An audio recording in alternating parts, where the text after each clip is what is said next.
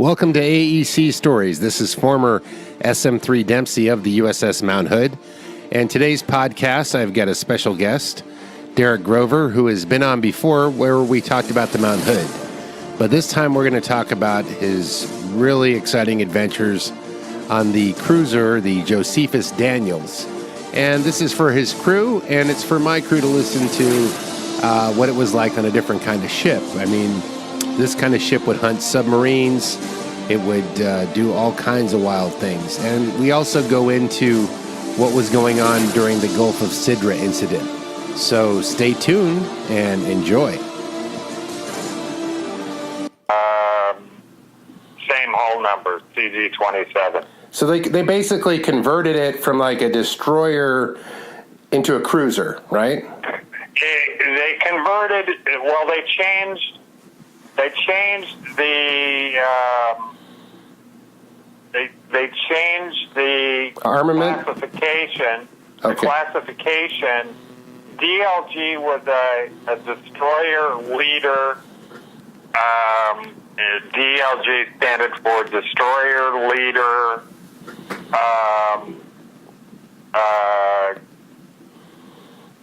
Guided missile. Okay. And in, I believe it was 1975 that they reclassified her from a DLG to a CG. So what that usually means is they either change the type of armament or the purpose of the mission and maybe change the radars or whatever and make its mission change, right? Correct. So as a CG, as a DLG, she was the lead armament for the battle group. Okay. And then as a CG, she was the lead armament of the battle group with guided missiles. Okay. So, I mean, this is a combat ship we're talking about. And, you know, it has different kinds of purposes. It's usually in the Harrier spots, what we're going to talk about. So what is the purpose of this ship? You mentioned to me before, sub-hunting is one of its missions? Well, we had the capability of sub-hunting. We had the capability of air-to-air carrier missils. We had harpoon missils. We had surface-to-surface missils, and we had a minor 5-inch, 54-inch gun. Yeah. On the fantail. We had torpedoes, which I don't know the qualification or the names of the torpedoes, but I'm sure my gunner's mate friends will know. But we had carrier missiles, we had harpoon missiles, we had a 5-inch 54 gun, and we had torpedoes while I was aboard. Then she went into retrofit when I transferred off to, she was retrofit with Aegis miniguns. Okay, like the Sea Whiz kind of stuff, the R2-D2. Yep. Yeah. But those were retrofit when I transferred off to go to the USS Mount Hood. So, what years were you on this ship? I was on from June 1981 till September 1983. Okay. And it was like jumping right into an action movie from the vibe I'm getting from you. It was an unusual enlistment for me. I I graduated boot camp as the division honorman. Okay. Mm-hmm. I had requested to go to Corps School. Went to Balboa Naval Hospital to Corps School, and not to pat myself on the back, but graduated top of my class. And out of, I think it was 70 people that started and 35 people finished. Yeah. And I requested on my dream sheet to go to the fleet. Halfway through Corps School at Balboa Naval Hospital, I filled out my dream sheet, and I wanted to go to the fleet. Got my orders, and it said, when you graduate, you're reporting to Camp Pendleton to become a freaking Marine. Yeah, you're kind of like halfway into another service. You get a reboot camp, I guess, and learn all the combative stuff, I guess, huh? Exactly. And which didn't make me really happy. However, I plowed through it. I think I finished fifth out of 85 guys, and requested again my dream sheet where I wanted to go. By that time, I was real gung-ho. Yeah. After I got, after I went through field medical service school at Camp Pendleton, I was like, okay, I want to go to the Marine.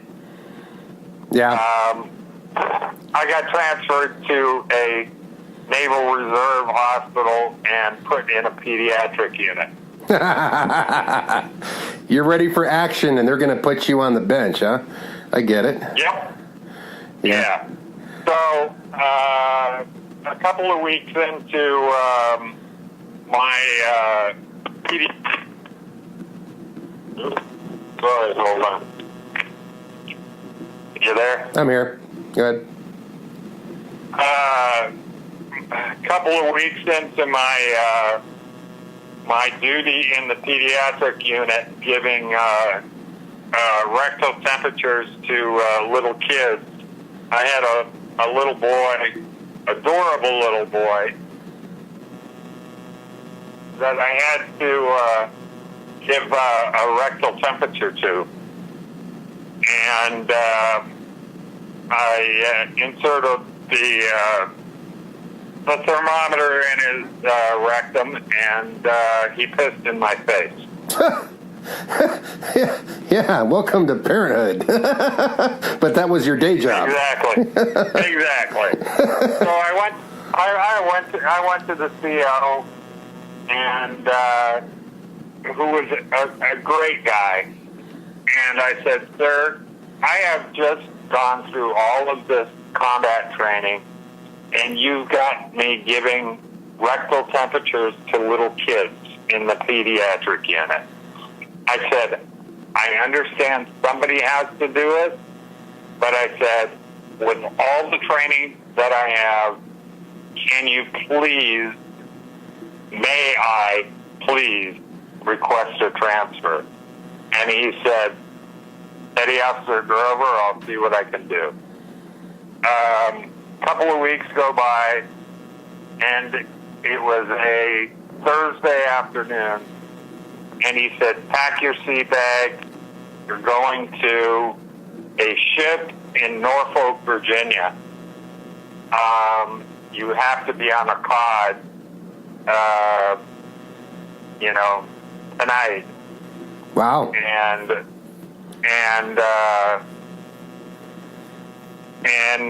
packed up my stuff fast as can be, jumped on a cod, flew me to Norfolk.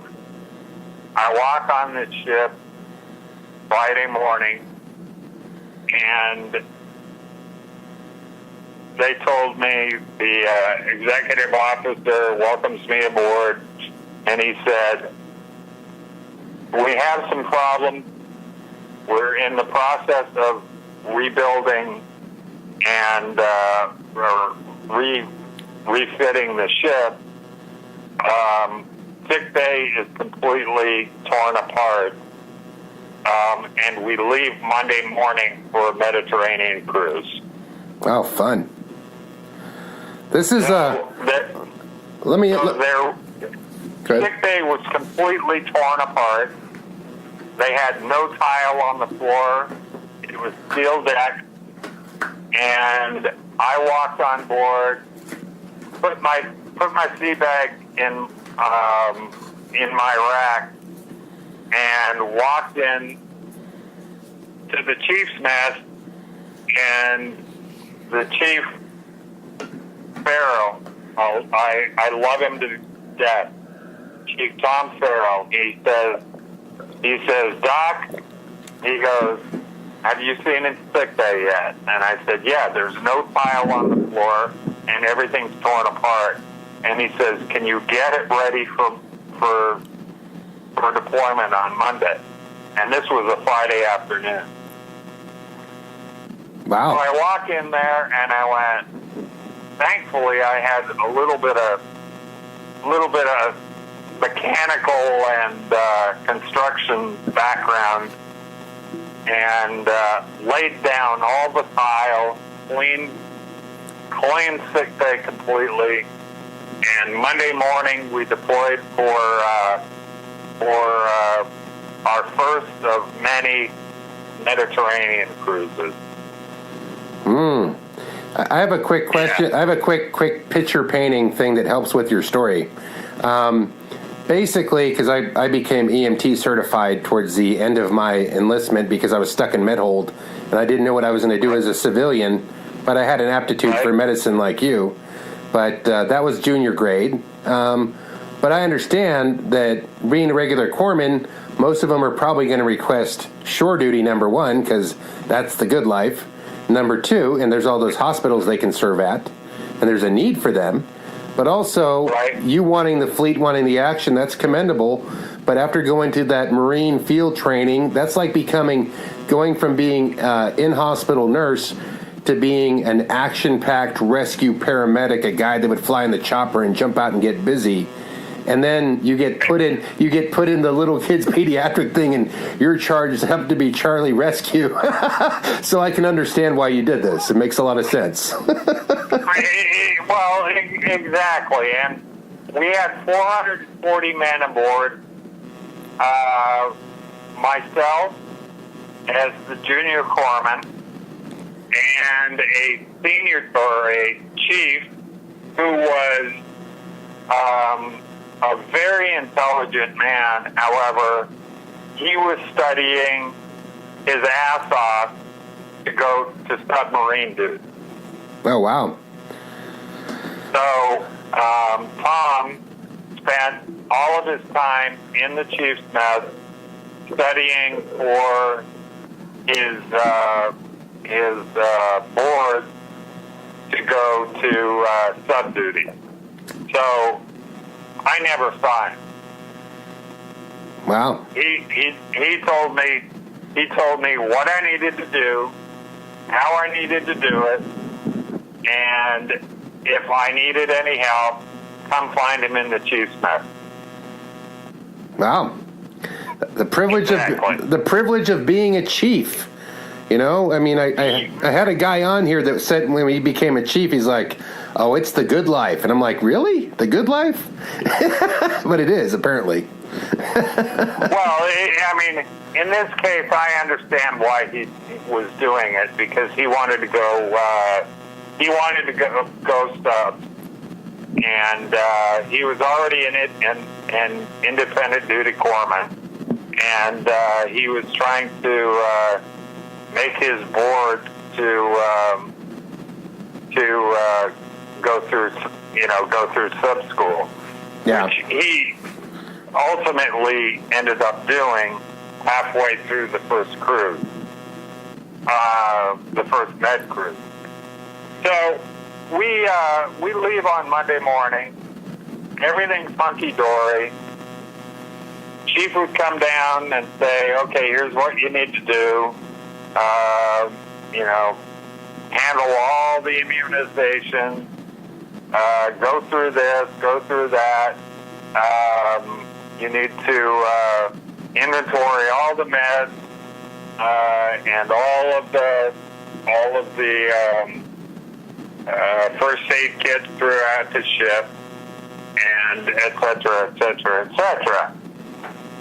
So we're a week and a half, 2 weeks out of Norfolk, Virginia, heading to the Med, and we hit some decent seas, and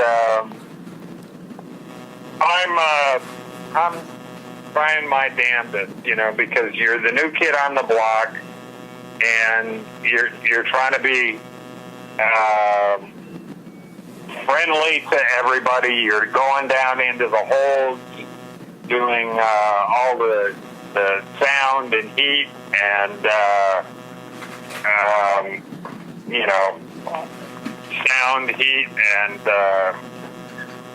and rotation testing for all of the guys down in the hold. Then you're going into the missile room, and they won't let me in the missile room. Ah. Well, that's like any ship. Like you point out an interesting thing. Like even on the Mount Hood, certain things were compartmentalized. Any ship, intel is one area, weapons are another area. People have clearances usually, but they're need-to-know basis. So it's even compartmentalized one forward step to prevent spying or whatever. But you needed to get everywhere in case you had to, rescue a guy in any part of the ship, correct? Correct. Okay. So they would not let me into the missile room.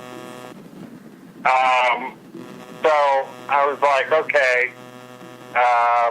Went to the XO and I said, look, sir, I need to inventory all of these first aid kits in the missile room. And he said, I'm sorry, you don't have clearance yet. And I went, okay, fine. Can I give the list to somebody, one of the missile techs, to have him, to inventory all this stuff? And he goes, sure, no problem. Anyway, so we end up eventually in the Mediterranean. And granted, this was 81. Yep. And the shit was hitting the fan in Israel, Beirut, Syria, Libya. It was Ronald Reagan's start of Operation. What the hell is the name of the operation? Beginning of Operation El Dorado Canyon. Nice name. And well, that's what they called it. So we are the lead ship for the Kennedy and Nimitz battle group. Nimitz had just been launched, and we get pulled into the Gulf of Sidra. Wow. And we go on 24 hours, 7-day-a-week general quarters. Wow. We're chasing Charlie-class submarine, and the only reason I know this was because me being a type A personality, I asked the commanding officer. They had just come out with a thing called Surface Warfare Specialist. Oh, the ESWAS. Yeah. And I asked the commanding officer, I said, his name was Phineas Newcomb. And I asked him, I said, sir, can I apply for this and work through all of the requirements to become a surface warfare specialist. And he said, I don't think foremen are allowed to do this because you're considered a non-combatant under the Geneva Convention. And I said, well, can I do it anyway? And he said, sure, you can do it. So I sat in the middle of the night when I wasn't working. I sat at every station, from the bilges to CIC to the bridge to you name it, to get signed off on it. You learned how to operate the ship, every aspect of it, right? That's pretty much what that is? Exactly. So I was going through this while we were spending our 6 months in the Mediterranean. We end up in the Gulf of Sidra one day, and we go to general quarters. No bullshit. This is not a drill. And we have a Russian AGI, which is a spy ship. Yep, they try to intercept all your communications and stuff. That's what they do. Exactly. We have a Russian AGI that's tailing us, and keeps tailing us for 24 hours. And then in the morning, once we move into the Gulf of Sidra, this Russian AGI decides she's gonna cross our bow and crisscross our bow, 1,000 yards off the bow. So we're now at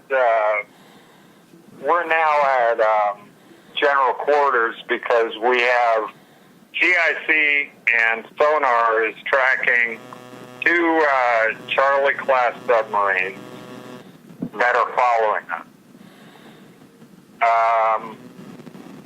And now we've got a Russian AGI that's crossing our bow. Nice. And so the signalman, which we still had at that time, God bless you. Thank you. We're signaling them, get the F out of the way. And they did not. And we honked our horn a couple of times, bump, bump, bump, ramming.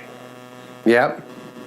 And they were 1,000 yards off our bow. And every time we turned, they turned and stayed right on 1,000 yards off our bow. And the skipper finally said, fire. Nice. And from the 5-inch 54, he laid five or six rounds right over their bow that blew up, literally 50 feet over their bow. Nice. It was just like, boom, boom, boom, boom, boom, boom. And I was, from my battle station, I was watching it and just, these things were just blowing up right over their bow. They all of a sudden went, uh-oh, we better get the fuck, we better get the F out of here. Let's get the fuck out of here. Yeah. they turned around and left. Well, I had ended up part of my battle station, if there was firing or any weapons firing, my job was to head up to,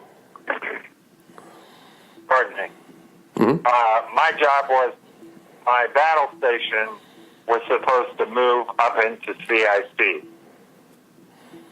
And CIC was going nuts.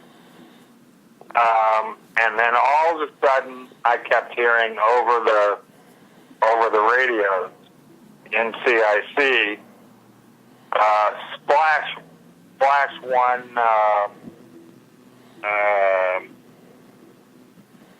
splash one bogey, blah, blah, blah, blah, blah. Splash two bogeys, blah, blah, blah, blah, blah. So what happened was, the Libyans had launched some SU, I think they were SU-23. Old MiGs. Not fritters, but Soviet SU-23s. It was like MiGs? Yeah, they were MiGs. Had launched MiGs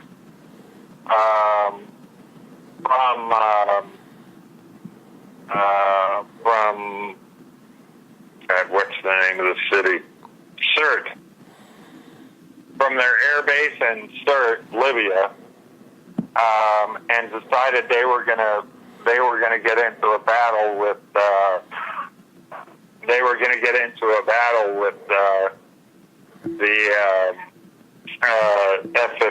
F-14. Bad choice. Yeah, it was a real bad choice. Anyway, both of those guys got splashed. And,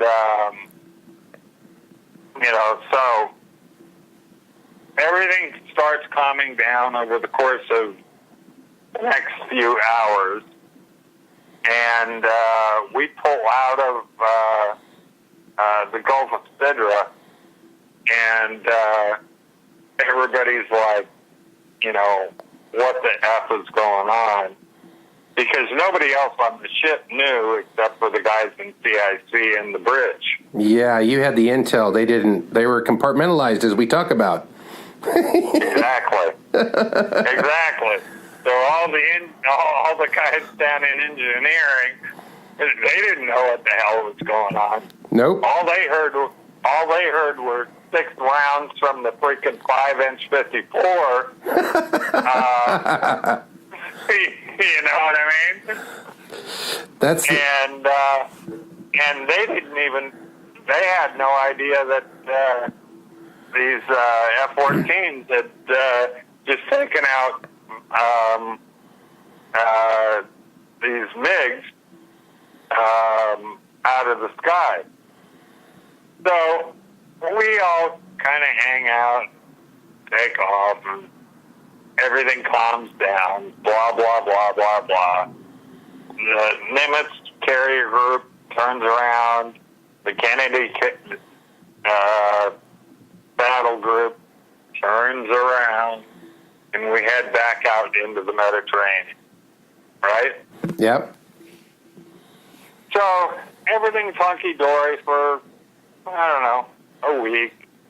Everybody's, all freaking, once we find out what's going on. We actually did not find out that the that the F-14s from the Nimitz shot down these two MiGs until we got a copy of Stars and Stripes 2 weeks later. Yeah. Nobody told us. Nobody told us. You heard something, but you didn't know. You heard the guy win the touchdown, but you didn't know which teams were playing and what quarter they were in. Exactly. Yeah. Exactly. 2 weeks later, we get a copy of the Stars and Stripes, from an unwrapped from the aircraft carrier, and lo and behold, we're looking at the Stars and Stripes, and it says Splash 2. And it's like, whoa, what? You know, I just had a thought, and this is something people that aren't in the Navy or don't understand the weapons as well, but the effect that you guys had by those rounds exploding over their bow, that's like probably more intense than having, when the SEALs or Special Forces throw in those percussion grenades, like massive percussion grenades jacking up that crew on the AGI on the spy ship. That's kind of funny. Oh, dude, I got to tell you, when I saw those rounds literally exploding over their bow, I was like, holy shit. No, I mean, it was like, holy shit. They can actually set those freaking rounds to explode over their bow. Yeah. As opposed to flying way past, flying way past, or I mean, literally, they were exploding. God, I would guess 100 yards off of their bow. Oof! I can imagine the percussion from that, man. Just imagine. And it was boom, boom, boom, boom, boom. It wasn't like boom. Okay, let's adjust it. Boom. Adjust it some more. Boom. No, it was a boom, boom, boom, boom, boom, boom, boom. And they just went, kaboom. And I was watching them, I was like, holy shit. And they literally, almost perpendicular to the bow of the ship, completely exploded.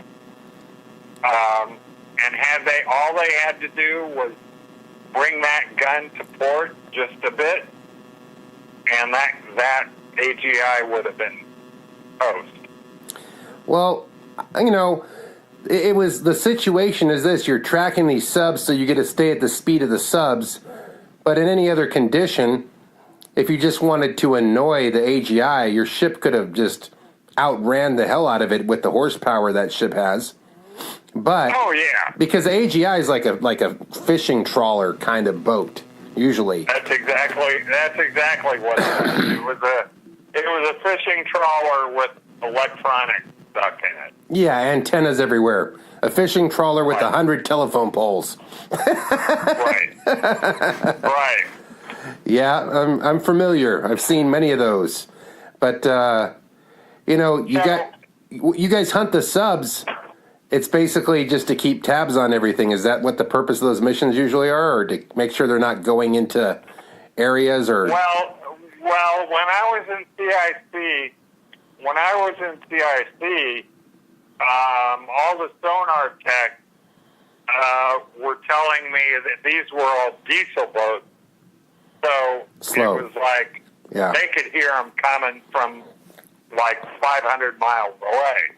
Nah. You know what I mean? Yeah. And I actually listened to them, and it sounded like a freaking factory. Yeah. Under the water. You know what I mean? They just. Hear this chunk. It sounded like a factory. It sounded like a factory building freaking cars underneath the water. They give off a huge signature, and then I guess some were more stealthy than others, but that's still, I don't know, that's still the great debate. These were old Soviet. I believe they were Charlie class submarines. They were all diesel boats, and they were chasing us around. And it was like we had, or the aircraft carrier had a bunch of SH-3 helicopters with the oh God, what are those called? Missiles or guns? No, the microphones that they drop into the water. Oh, okay. I know what you're talking about. When they're trawling for subs or different, contexts. Exactly. Yeah, there's. Anyway, after this is all said and done, and a week goes by, we pull into port, and this just so happened to be at the same time that the Battle of the Falkland Islands was going on. Yeah. And pardon me, the Brits were fighting the Argentinians in the Falkland Islands. Yeah. And they had used the Argentinians had quite a few Exocet missiles, and they sunk a couple of British ships in the Falklands. Oh. And we had pulled into Marseille, France. Oh, that's an interesting place. That's where a lot of the mafia, the French Connection, they made a movie about that out of France, where it was like the heroin central to all the world distribution center, kind of. I'm not aware of that, but we pulled in for Liberty in Marseille, and lo and behold, who pulls in next to us? Was an Argentinian frigate. Oh. So we're all at liberty, and Doc is always, very cool and on liberty, keeping an eye on his boys, and we all end up in the same bar. These Argentinian sailors and USS Josephus Daniels. Ah, NATO and the Argentinians. Right. And we were trashed. They were trashed. And a barroom brawl to end all barroom brawls ends up breaking out. Because we knew what the Argentinians had done to the British. Yep. And these guys walked in, and it turned into the barroom brawl of all barroom brawls. Even I got into it. Exciting. And had a beer bottle split over my head, or split open my head, and I'm sitting here taking care of freaking sailors from my ship, and then the SPs pulled us all out.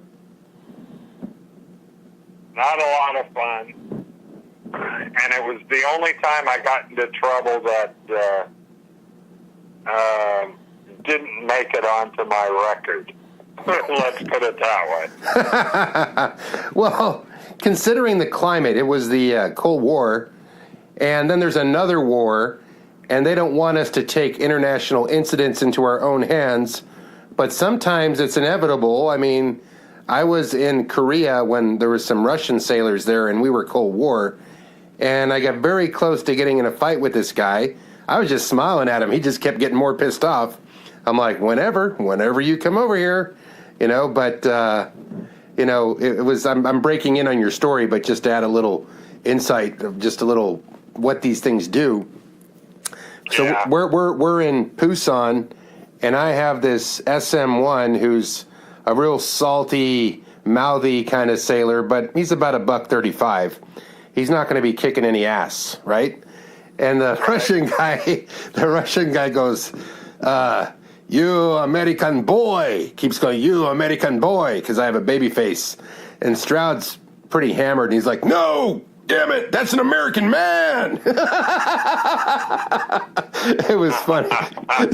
The silliness that can bring a fight to bear. But I'm sorry, I just wanted to interject that. But so what happens after the fight? We all got hauled back to the ship, and I had, I don't know, 4 or 5 hours of doing stitches and sick bay, and then had to do stitches over my eyebrow, about a 2-inch gash from a beer bottle. After I took care of everybody else, I sat there in the mirror, and don't want to sound like a fucking tough ass, but without anesthesia, sewed my freaking my forehead up. Rambo. And, Rambo style. I did it Rambo style, but my adrenaline was going so much that I just fucking sewed it up, and to this day you can't do it.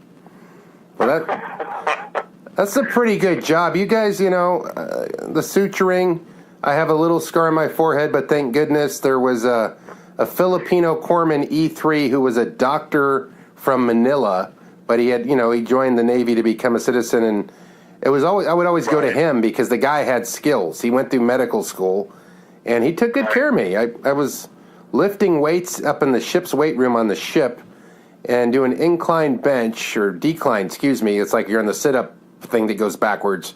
And that T-bar that holds your feet, that little thing with the leather rolly things came on, it shot out because the pin wasn't in, flew up in the air and stabbed me in the head. And I'm in the weight room, and there's this huge buff guy who's always acting tough. I'm like, hey, man, help me get to sick bay. And he's like, I can't stand the sight of blood. I'm like, okay, macho man, I'll remember you. So I staggered squirting through the passageways, and luckily the good corpsman was there to help me, like I'm sure you did for many guys on your ship. Yep, I did, but you know what? I mean, to be very candid with you, a lot of it is keeping them calm. Yeah. You know what I mean? Yeah. Once you keep them calm, once you let them know that they're okay, and they're not gonna die, you can fix them. It's bedside manner, your psychology, the biggest part, right? Delivering the bad news like it's dessert. Exactly. So, exactly. What other kind of stuff happened on that ship? I mean, you guys were always hunting subs and always doing something, but it was compartmentalized, so half the ship didn't know what they were doing. They just knew they were going fast and wearing their helmets.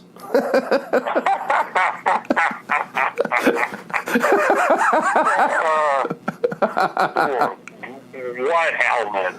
Right? You guys didn't have battle station helmets? Fuck no. Do you remember the original. It may have been prior to you being in the service. Do you remember the big glasses or the big binoculars that were called Leslie? We had them. We had big eyes, is what we call them. They're 20x power. They're incredible. Yeah, but they were night vision. We had the night visions too, but I found, the ones that you wear in your head, kind of like Special Forces do. You could actually put those on, and they had the little, they had the parts sticking out, like the tubes sticking out that had the lenses in them and stuff. Yeah. And then you could look through the big eyes with them and see what's you could see in the dark. So it didn't matter. It was big eyes, infrared. Well, we never had the small ones that you're talking about. Yeah. We had big eyes that were called Leslie's, which were big eye night vision. Okay. And they must have gotten rid of them after we got out because they sucked. Excuse me. They definitely sucked.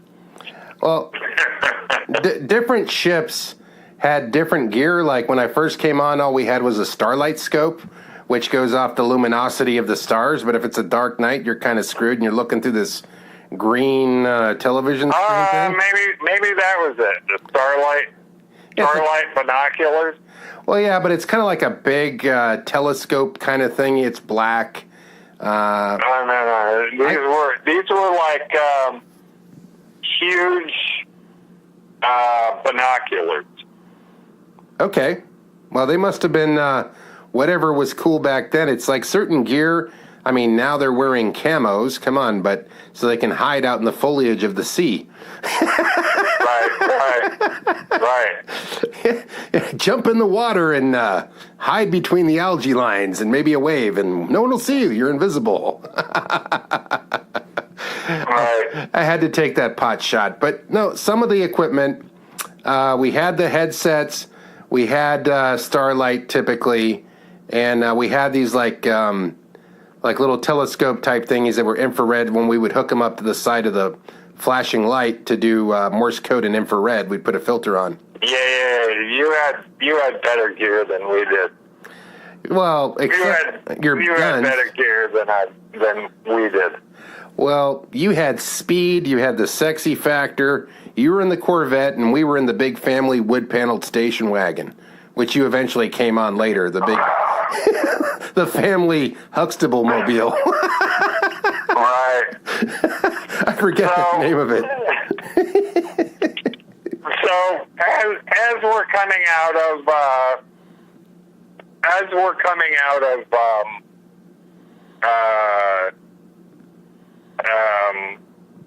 Marseille. So we're getting back to normal, so to speak. And we're supposed to do the little boys are supposed to do a shoot X, which they call it. A missile act. Okay. So they pull an old derelict freighter out of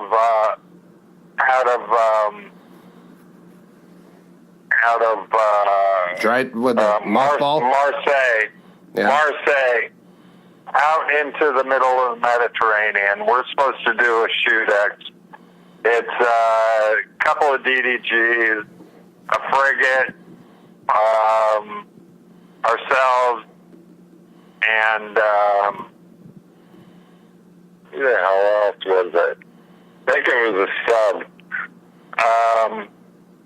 So somehow we drew the ace card where we were the first to shoot.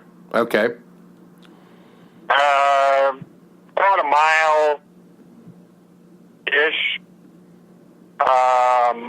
off the port beam of the ship, and we're supposed to shoot a harpoon, and hey, stop. We're supposed to do a missile for all the ships. Yeah.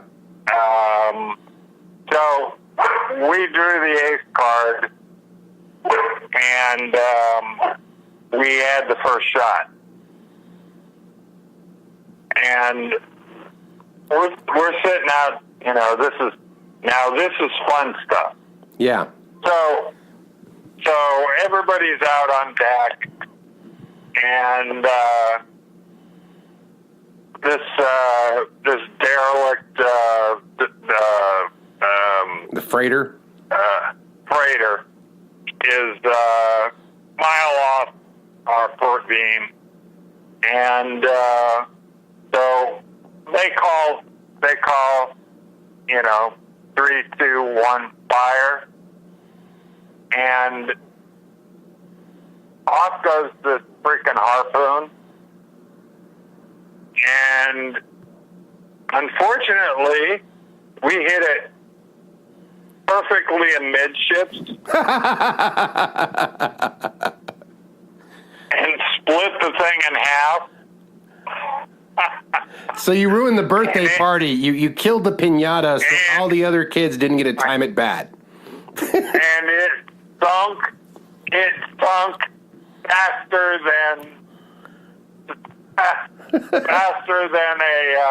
a fat man in a pool. So you were supposed to share the goods, like, come on, we'll take a couple shots. You're at the target range. The guy puts a target up there. Listen, we only got one target.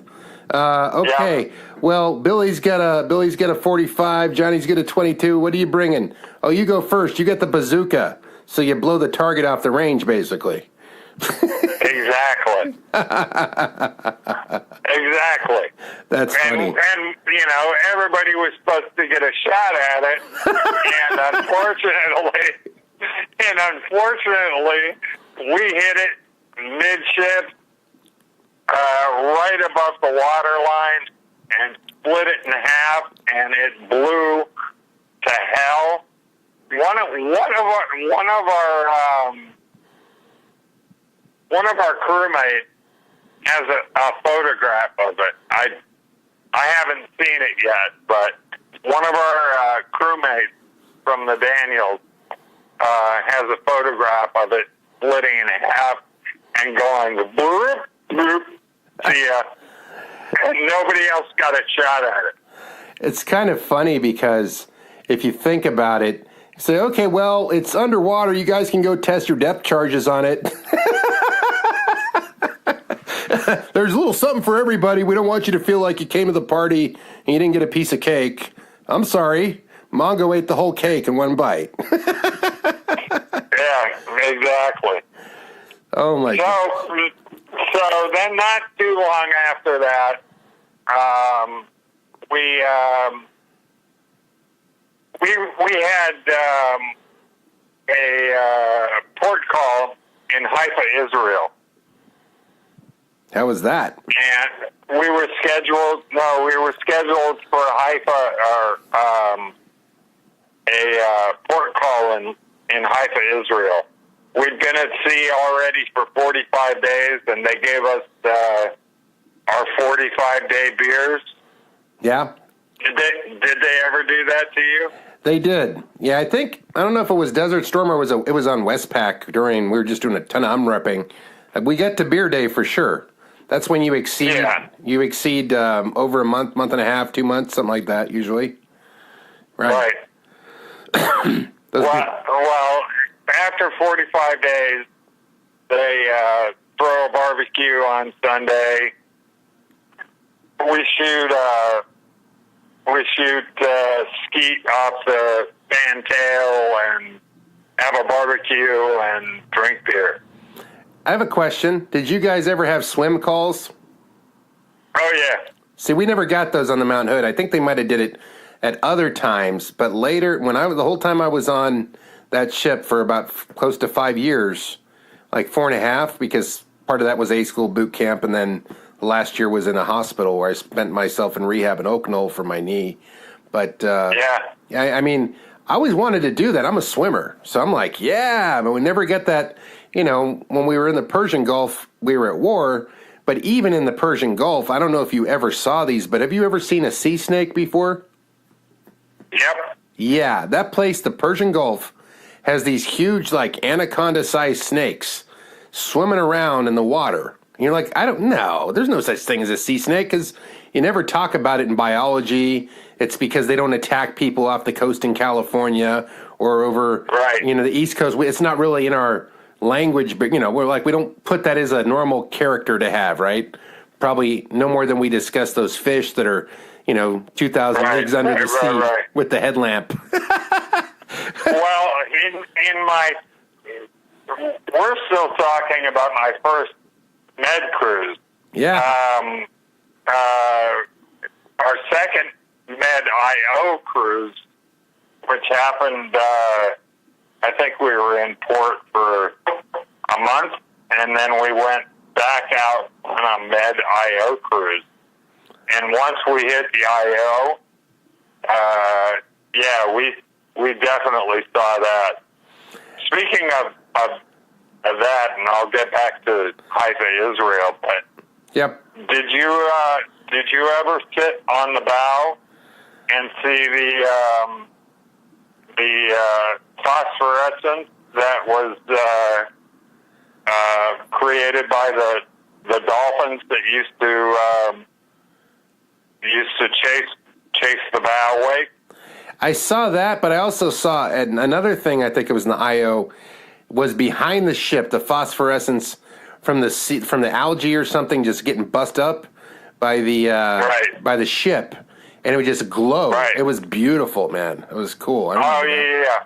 Well, one of the things with a cruiser, we have a big ass sonar dome on the bow of the ship, and the dolphins used to love to surf the wake on the bow. Yeah. And in the IO, they would just sit there and surf the wake, and it would give this green blue phosphorescence as the dolphins were jumping in front of the bow. Yeah, it was absolutely awesome. I used to sit up there all night long until somebody called me and said, "Doc, we need you." Johnny, get a hold of that paint thinner. I need your help. Yeah, exactly. Somebody's been painting in a closed berthing without a respirator. Yeah. So we back to Haifa, Israel. So we were leading the I want to say the Kennedy, but it might have been the Nimitz battle group. Okay. And we were scheduled to make liberty in Haifa, Israel. And we're a day out. And all of a sudden, it was canceled. Yeah. Right? That sucks. Yeah, well, it sucks, but again, Stars and Stripes let us know why. It was because of Operation Peace for Galilee, if you want to look that up on Wikipedia. Israel invaded Beirut, Lebanon. Ah. So there was and they used the Sixth Fleet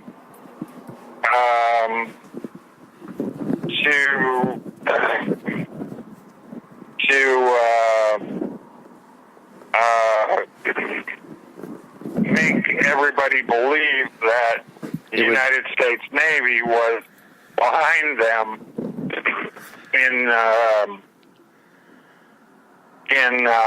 this invasion. What a slick trick. That's like having a bunch of bikers park out in front of your house like, yeah, we're going to come over and kick your ass soon. But they were just there because it was free hot dogs and beer.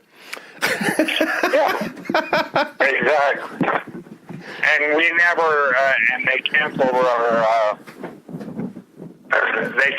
our your Liberty port, yeah? Our Liberty call, and then lo and behold, who shows up?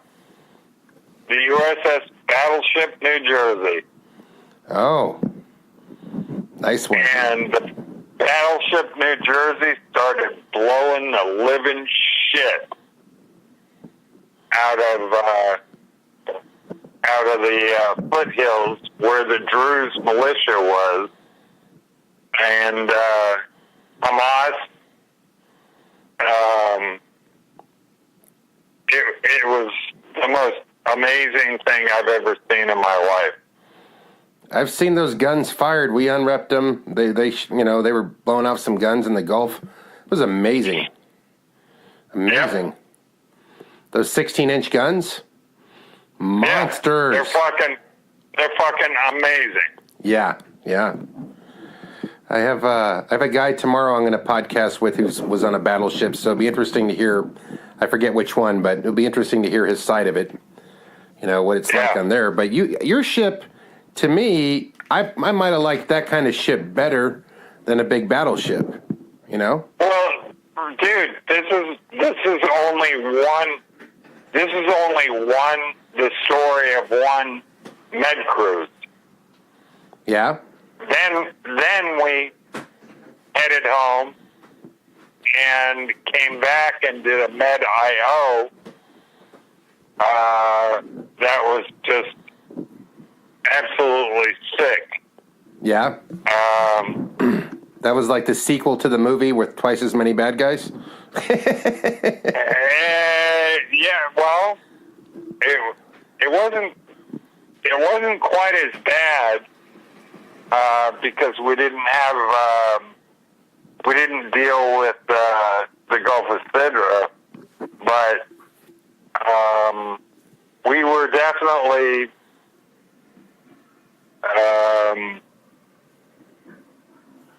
what's the word I'm looking for? We were definitely in the action, yeah. Well, we were, yeah. It was an active, lot of little situations and exciting encounters. A lot of little situations that could have gotten ugly. Like basically pressing the Cold War threshold to its limit, right? Yep. Where if this goes any more south, now we're dealing with mutually assured destruction. Yep. So that's one thing that happened. I mean, what you point out is there was a lot of games of chicken that never made it to the news, right? Correct. And you were seeing and things that could have changed. That are still, I cannot still find the operation online. I mean, if I look for, if I look for the operations that we were involved in, they don't exist online. That is, that's why we have the podcast to tell stories without too specific a detail, but enough to paint the picture. I mean, it's all done. It's history now. This isn't the JFK shooting, and there wasn't a consequence to it. Right. But I think a lot of stuff we did, just it was done and it disappeared. And when it's super classified, it's not like they keep a full ledger all the time, I would think. It's like there's a lot of stuff that's not in my record that's probably not in your record, right? That happened. No, absolutely not. And this will bring me to the end of my first med cruise. We returned to Norfolk, Virginia, right? After that first cruise. And the XO calls me in to the wardroom, and he says,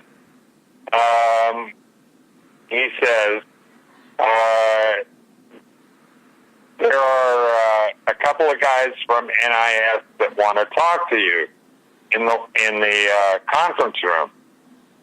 And I'm like, okay, what's NIS?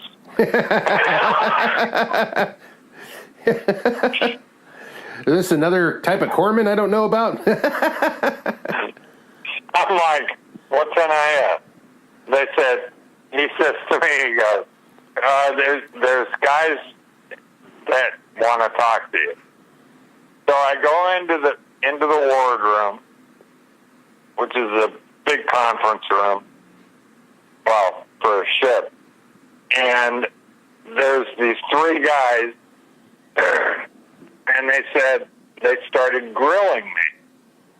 And they said, blah, blah, blah, blah, blah. Blah, blah, blah, blah, blah, blah, blah. We're talking to you because we need to give you a clearance for the missile house. And I said, okay. And one of the things that stuck into my brain was, how long has your dad worked for the CIA? I mean, at that level, they should probably just give you a pass. No, this is no bullshit. Yeah. And I said, my dad doesn't work for the CIA. He works for TRW. Yeah. And they went, okay. And they asked me all these other questions and yada, yada, yada.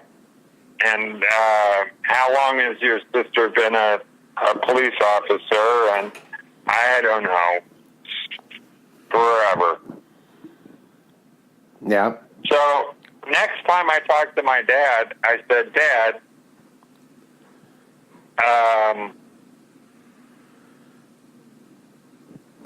and my dad worked for TRW for 35 years. A lot of those companies had a little something going on with them, but go on. I guess that's what we're leading to. And I said, Dad, at his house, I said, Dad, NIS investigated me for clearance for the missile house, and they said something that bothered or concerned me or was weird. They asked me how long you've worked for the CIA. And he looked at me and he goes, I don't work for the CIA. I work on black projects.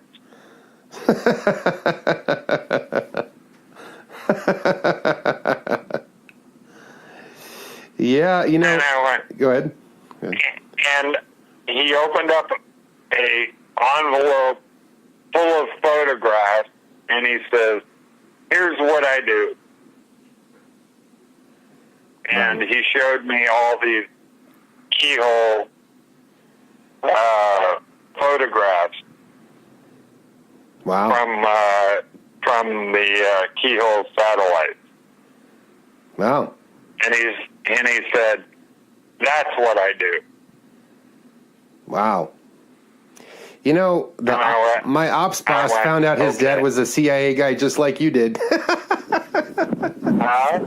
One of I had him on the podcast, John Joyner, found out years later, that his dad was in the same kind of situation like yours. Same My kind of... dad never told me. He said, I work on communication satellites for TRW. Period. End of story. That's all I knew. Yeah. And I didn't find out until I was in the Navy that my dad worked on keyhole 1 through 13. That must have been really surprising to you. You're like, oh, wow, the world's not what I think it is, right? Oh, that didn't surprise me. When he showed me the photographs, I went, holy fuck. Yeah. That's He showed me a photograph from space of a worker at the Gdansk shipyards so close that it said his name on, you could read his name on his fucking lunchbox. wow. This is better than the big eyes, I guess. and I went, holy fuck. And he goes, oh, that's nothing. He goes, you ought to see, he goes, this stuff is old. You ought to see what we can do now. And I was like, I don't want to know. Yeah. That was the one reveal you got, and you're like, I don't have any more need to know on this shit. But it's funny. I mean, listen to John Joyner's episode, and you'll hear a similar story to yours.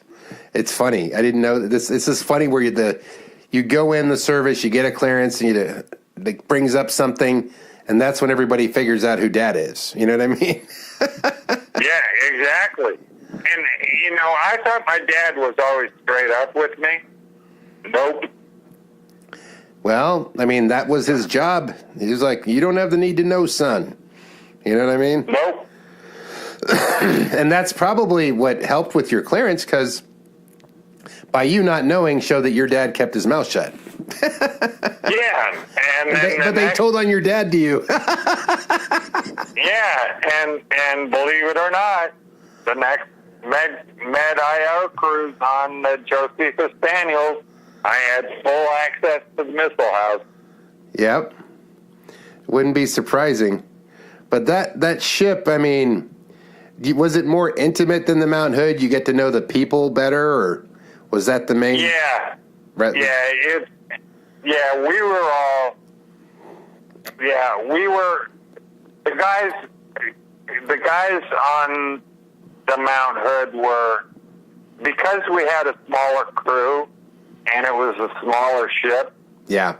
And we're all real tight.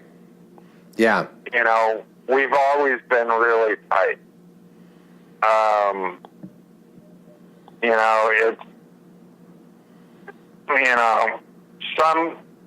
The snipes, I don't know that much. The only time I saw them was in sick hall, but, everybody else above deck, Yeah, below the waterline. All the CIC guys, all the OSs, all the guys from outboard,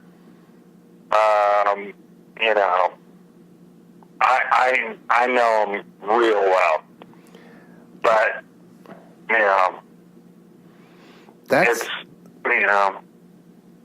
I had a snipe on that. You brought that up. It made me think. He's like, yeah, nobody really knew us because we were always disappearing below the waterline, and I go, that makes sense. Because the snipes lived under the floor, basically, under the deck. Yeah, most of the time I only saw, I went down twice a day into the hold to do sound checks and heat checks, to rotate them out. And they were tough guys, dude. They never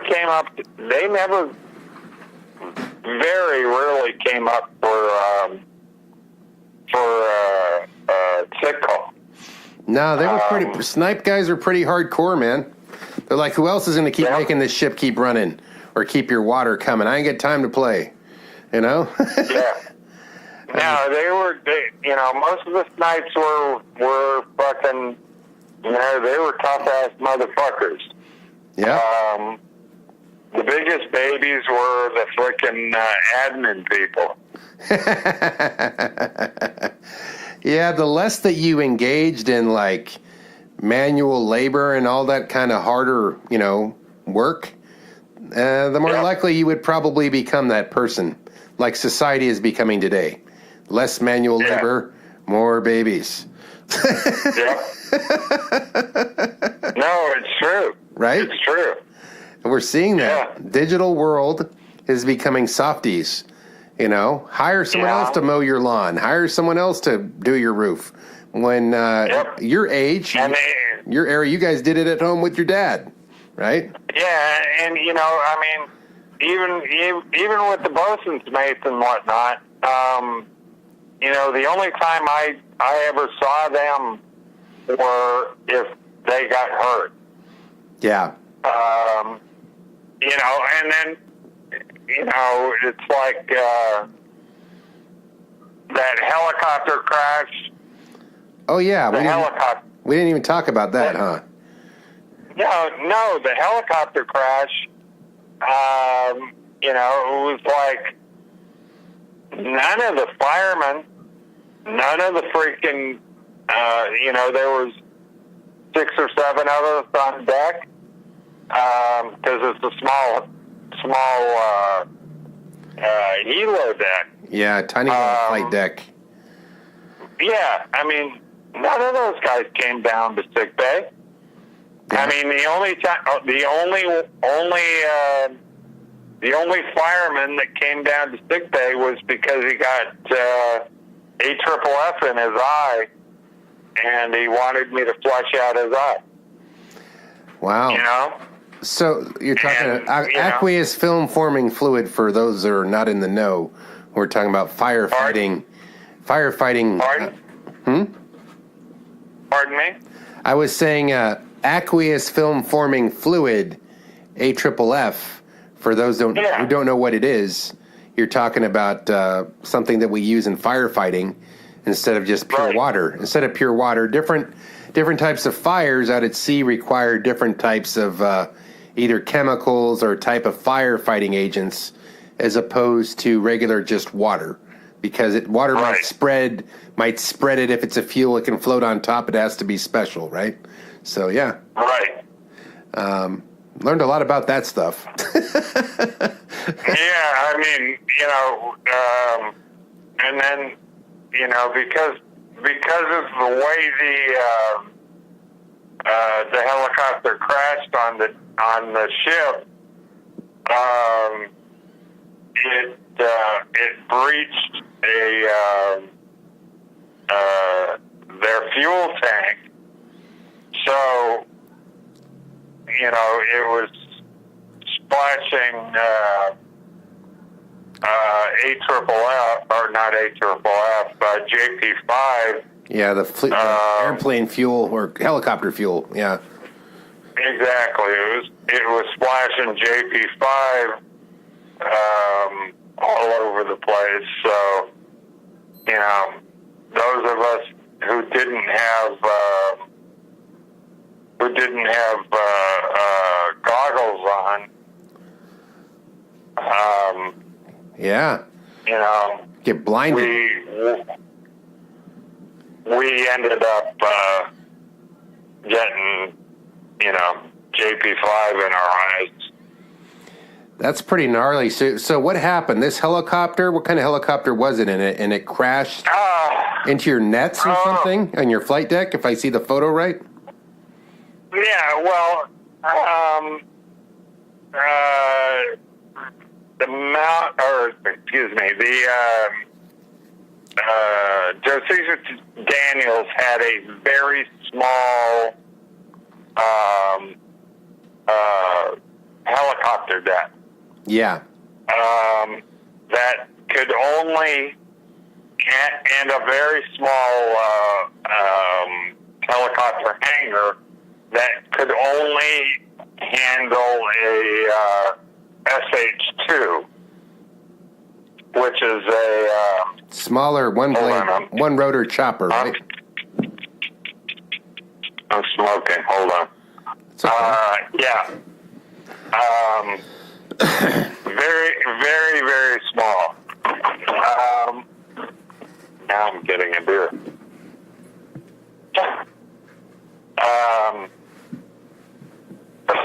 SH-2 was a very small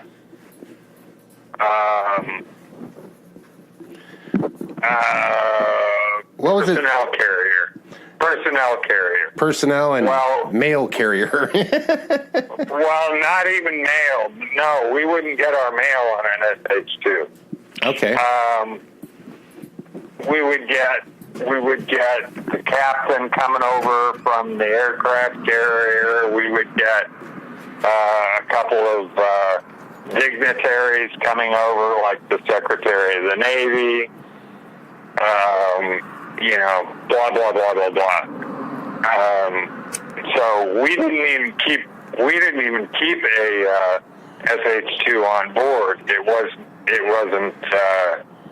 wasn't assigned aboard. We didn't have a helicopter that was assigned to our ship. Yeah, because you had a low profile. Your ship was built for speed, battle, and agility more than it was like the Fat Mount Hood, which had a big old belly and a wide berth, so it could fit a couple choppers in the exactly and helicopter hangars. And the ship, the way it's designed, if you look at a picture of it, we've got a 5-inch, 54-inch gun with radar dish antennas sticking up like fingers of your hand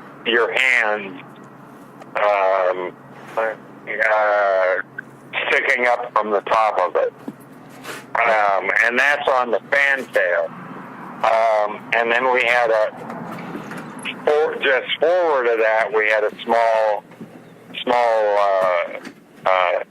helo deck, and anytime we would get any transfers or any PAX transfers, whether it be personnel, cargo, mail, etc., we would usually get it from an SH-3 or a CH-46. More than likely, we would get it from an SH-3. Well, an SH-3 couldn't really land on that deck because the deck was too small. So the wrong size chopper tried to land on the micro landing pad. You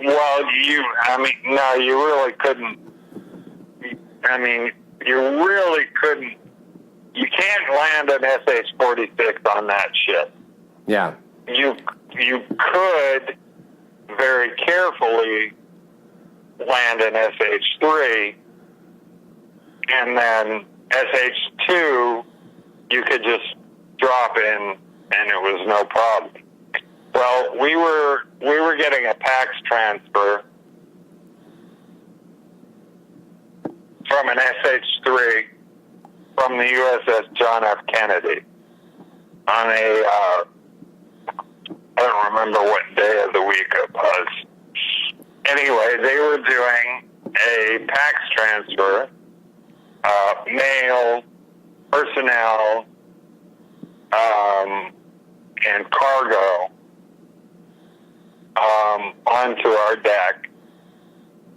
And on the deck, we had 4 or 5 firemen, the hot suitmen. Yep, I did that. That was one of my jobs, proximity suitman. Yep. Exactly. So we would have 4 or 5 hot suitmen. We'd have 2 fuelers, and we would have myself as the flight deck medic. Yeah. Right? So an SH-3 couldn't land. They would have to hover, and the fax transfers had to come down via cable, horse collar. So, you're transferring a guy in a horse collar, you're transferring mail in a cargo net, while the helicopter is hovering over the deck. Okay? Yep. So we're cruising along at 8-10 knots, and we got a SH-3 hovering, doing fax transfers, and we've got a man in a horse collar, 45 feet above the deck, coming down on a horse collar. We've already offloaded a couple of loads of mail and cargo, light cargo.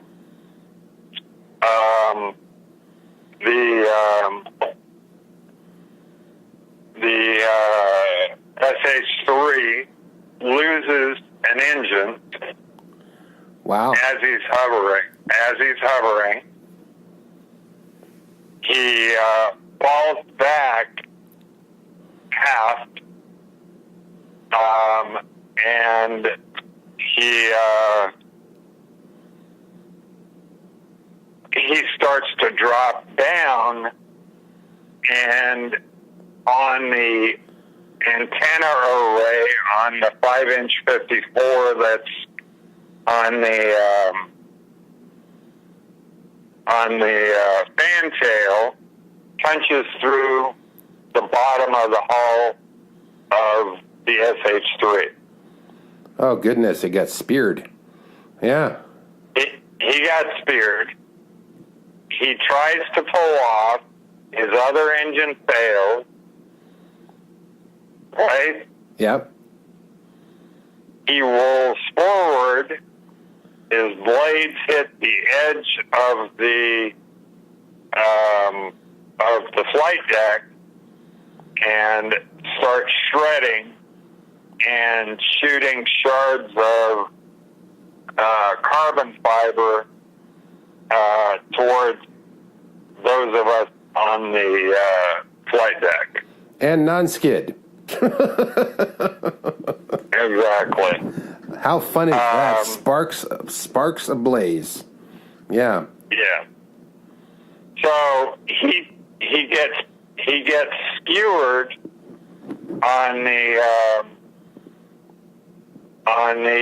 antennas on the 5-inch 54, and doesn't have enough engine power to pull off. So he rolls to the side. All the blades start hitting the edge of the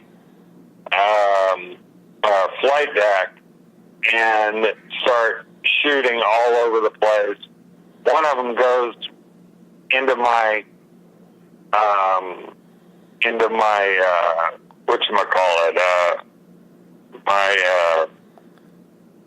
flight vest. You know, the one that yeah. The white flight corpsman vest. Yeah. One of them goes there. One of them goes next to my ear in through the side of the hull or side of the superstructure. Shit. And he can't pull off. rolls over on his side, upside down, and as he rolls, he hits upside down on the, is it called a bollard? Okay. What's it called? Well, I can't think of the name of it. That's more of a bosun's mate question. But Yeah, he's basically he's basically on the flight deck, right? It's the two round big fucking things that when we're in port they tie the Yeah. I think it is the bollard. I think you're right. Yeah. So he flips upside down, and the bollard goes in between the pilot and the co-pilot seat and punches through the hull of the helicopter. Oh, shit. And that's the only thing that kept him from going into the ocean. The bollard is anchoring this helicopter that's upside down and spinning out of control and anchoring it to the flight deck. Wow. Correct. So I'm pulling the guy that was on the horse collar away from the. I'm getting him out of the horse collar because the helicopter, I'm thinking it's going over. It might drag him 16 leagues under the sea with the chopper. Exactly. The human anchor. So I'm pulling him out of the freaking horse collar. The fire crew, Mudbone Jackson, jumps into the freaking goddamn open freaking side of the helicopter and starts pulling the crew chief out and the pilots out. Wow, very heroic. Very heroic. Yep. Yeah, Mudbone Jackson did the lion's share of saving those guys. Did inside the helicopter. Did any of the hot suit guys get the battery detached? Huh? Did any of the hot suit guys attack the part of the chopper where the battery would be? Because that was part of my duties, is to shut down the blades. Like if dude, we had more AFFF on side, inside. These guys just fucking let loose with the AFFF. So it was a big The minute that fucking helicopter hit the freaking 5-inch 54 gun, yeah, they were fucking spraying that motherfucker down big time. So what I'm asking is, who got the blades to stop running? I mean, what finally killed the? It was what finally killed the blade. Yeah, the blades were gone. So anyway, Mudbone Jackson was one of the silver suits. Yeah, and if you've seen the pictures of the helicopter upside down stuck on the bollard, yeah, I saw the picture. Yeah,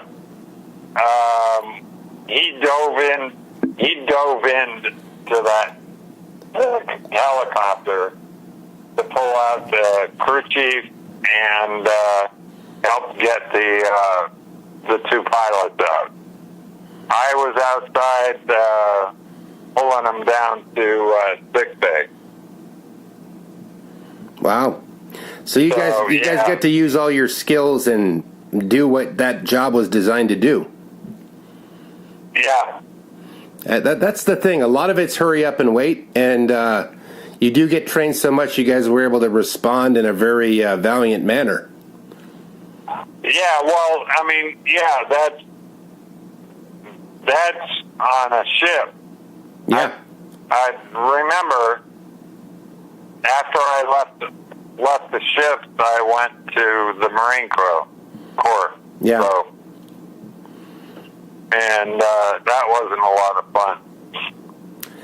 That was different. Did you like the ships better? Being out on that Josephus Daniels, that was your favorite? Josephus Daniels was my favorite ship, but I was only on 2 ships. I was only on Daniels and the Mount Hood. Yeah. So. And then I went. Then I went back to the Marine Corps and 4th FSSG and. So, but I don't even want to talk about that tonight. That's cool. Well, that was a good podcast, and we got to save some for later, anyways. You know, you got to make the series of Derek Grover, the Derek Grover series. You know, fuck you. The Derek Grover series, produced by Len Dempsey. Yeah. No. If you want details of the helicopter crash, Mudbone Jackson, Brian Jackson. Then we got to get him on here because this is a teaser. We get a lot of the idea of what's happening in the action, a good visual picture. We can come back to that, and that'll be cool. So I want to get more people from your ship. I think that'll be badass. Yeah, well, that was the first. That was the first the med cruise. Yeah, we have one med cruise. Then we got a Med IO cruise and a Caribbean cruise. So those are 2 more chapters that we'll have to do separately. And your recollection is really good. I'm sure your shipmates will come on board and be more part of this. And one day, yeah. I'm actually going to come visit you out where you live. We'll have a couple of drinks. We'll just put the recorder there, and it'll be even better because that's just how I do it. I got one guy I'm going to go visit from the Vietnam era. He lives in Kansas, a signalman, and he was on the Mount Hood in 1973 when they were doing all this stuff in Vietnam. So it's pretty interesting. I want to connect all the dots. It's a very cool story. There's nothing like it. It's not made up. It's not reality TV. This is all reality. You'll make some money off of this after a while. Well, the thing is since I'm passion driven, it opens a lot of doors. I meet a lot of cool people like you, and I understand it makes a deeper understanding of the ship when all the different stories come about, and what your purpose was. And maybe I got on the flight deck, but I didn't get to jump into the helo and save somebody because it never wrecked. But this is what it would have been like had that been there. It's interesting to hear that perspective,